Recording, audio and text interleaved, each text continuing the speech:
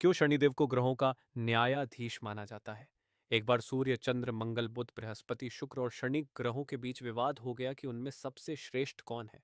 फैसला न होने के कारण सभी इंद्रदेव के पास गए। इंद्रदेव ने सभी को न्यायप्रिय राजा विक्रमादित्य से न्याय करने की सलाह दिया। जब ग्रह राजा विक्रमादित्य के दरबार में पहुंचे तो उन्होंने ज्योतिष सिद्धांतों के आधार पर सभी ग्रहों को स्थान दिया। सूर्य को 1 माह, चंद्रमा को 2.5 दिन, मंगल को 1.5 माह, बुध और शुक्र को 1 1 माह दिया। लेकिन शनि को 2.5 साल और उसकी साढ़े साथी को कष्टकारी मानकर सबसे नीचे स्थान दिया। यह देखकर शनिदेव नाराज हो गए और राजा पर साढ़े साथी का प्रभाव डाल दिया। शनि के प्रभाव में एक दिन राजा शिकार पर निकले। जंगल में उनका घोड़ा भाग गया और डाकुओं ने उन्हें लूट कर कष्ट दिए।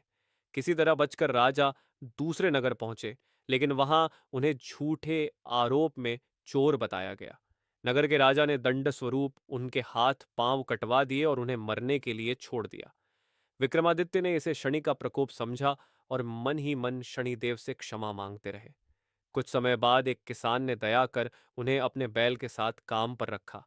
हाथ पांव कट जाने के बावजूद विक्रमादित्य ने दांतों से बैल की लगाम खींचकर काम किया और भोजन पाकर जीवन यापन करने लगे।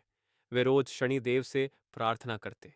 कई वर्षों के दुख के बाद शनिदेव स्वप्न में प्रकट हुए और बोले, तुमने मुझे छोटा कहा था, यह उसी का फल है। लेकिन अब तुम्हारी भक्ति और पश्चाताप से मैं प्रसन्न हूं। फिर उन्होंने राजा के हाथ पांव लौटा दिए।